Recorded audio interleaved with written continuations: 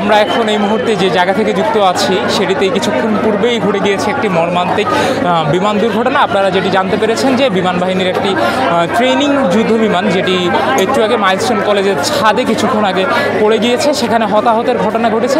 তিনতলা ভবনের যেই তিনতলা ভবনটিতে কিছুক্ষণ পূর্বে মাইলস্টোনের যে উত্তরা দিয়াবাড়ি ক্যাম্পাস সেটিতে কিছুক্ষণ পূর্বে 1:16 নাগাদ বিমান বাহিনীর একটি ট্রেনিং বিমান সেটি ক্র্যাশ ল্যান্ডিং করেছে। আমরা আপনাদের সরাসরি যুক্ত করেছি মাইলস্টোনের যে উত্তরা দিয়াবাড়ি ক্যাম্পাস সেটি হতে। আমরা যদি আপনাদের দেখানোর চেষ্টা করি, পিছনে রয়েছে, আপনারা দেখতে পাচ্ছেন যে পিছনে চলছে উদ্ধার কার্যক্রম। এখানে সেনাবাহিনী, পুলিশ এবং যে ফায়ার সার্ভিস অর্থাৎ যৌথ বাহিনীর যে উদ্ধার কার্যক্রম রয়েছে সেটি এখানে সংঘটিত হয়েছে। কিছুক্ষণ পূর্বেই ফায়ার সার্ভিসের তরফ থেকে একটি ব্রিফিং করা হয়েছে, যেখানে বলা হয়েছে যে ওখানে ওনারা প্রায় 19 জনের একটি মরদেহ উদ্ধার করেছেন এবং ভিতরে এখনও বিমানের যে ধ্বংসাবশেষ সেটি এখনও বের করা যায়নি।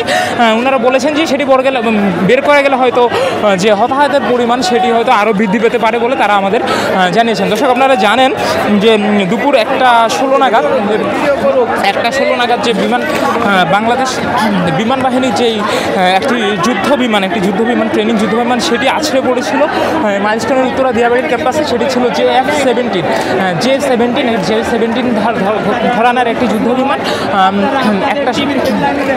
যুদ্ধ বিমানটি পড়ার সাথে সাথেই এখানে অগ্নিকাণ্ডের সৃষ্টি হয়। যে ভবনটির উপর পড়েছিল সেটি ছিল মাইলস্টোনের যে স্কুল শ্রেণীর ক্লাস চলছিল। কিছুক্ষণ পরেই সেটি চুরি হওয়ার কথা ছিল, কিন্তু চুরি হওয়ার প্রায় 5 মিনিট পূর্বেই সেটি এখানে ল্যান্ডিং করে। পাশেই ছিল উত্তরাতে যে আর্মি ক্যাম্প ছিল, সেই আর্মি ক্যাম্পটি পাশেই থাকায় আর্মিরা বাংলাদেশ সেনাবাহিনীর তরফ থেকে শুরু থেকেই তৎক্ষণাৎ উদ্ধার কাজের জন্য এইখানে একটি টিম এসে পৌঁছায়। আমরা যতটা জানতে পেরেছি যে যাদেরকে উদ্ধার করা হয়েছে তাদেরকে বাংলাদেশ মেডিকেল সহ CMH এবং ঢাকা মেডিকেলের যে বার্ন ইউনিট রয়েছে সেখানে নিয়ে যাওয়া হয়েছে। এখানে উদ্ধার কাজে ফায়ার সার্ভিসের তরফ থেকে যেটি বলা হয়েছে যে 6টি অ্যাম্বুলেন্স অংশগ্রহণ করেছে ফায়ার সার্ভিসের তরফ থেকে এটি বলা হয়েছে। কিন্তু আমরা অন্যান্য আশেপাশে যে হাসপাতালগুলো যে অ্যাম্বুলেন্স সেটিকেও আমরা দেখতে পেয়েছি। আমরা যদি এদিকে আপনাদের অবস্থার বর্ণনার দিকে বলি, ফায়ার সার্ভিসের তরফ থেকেই আধা ঘন্টা পূর্বে আমাদের একটি ব্রিফ করা হয়েছে। তারা এখনও টোটাল হতাহতের সংখ্যাটা আমাদের বলতে পারেনি, কিন্তু তারা বলেছেন তারা 19 জনের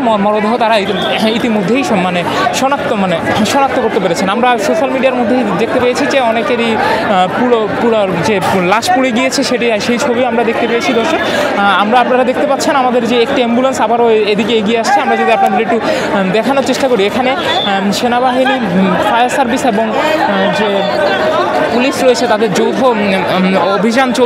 উদ্ধার অভিযান চলছে। আমরা আপনাদের দেখানোর চেষ্টা করছি একটি অ্যাম্বুলেন্স একটি যে দেহ আহতদের সংগ্রহকারী যে অ্যাম্বুলেন্স রয়েছে সেটি এগিয়ে যাচ্ছে। আপনারা এখানে আমরা শুধু এখানে ডাক্তারদের এবং নার্সদের দর্শক, এই ছিল উত্তরার দিয়াবাড়ি হতে যে বিমান দুর্ঘটনা সেটির সর্বশেষ আপডেট আমার কাছে। আরাফাত হোসেন, প্রজন্ম টেলিভিশন, ঢাকা।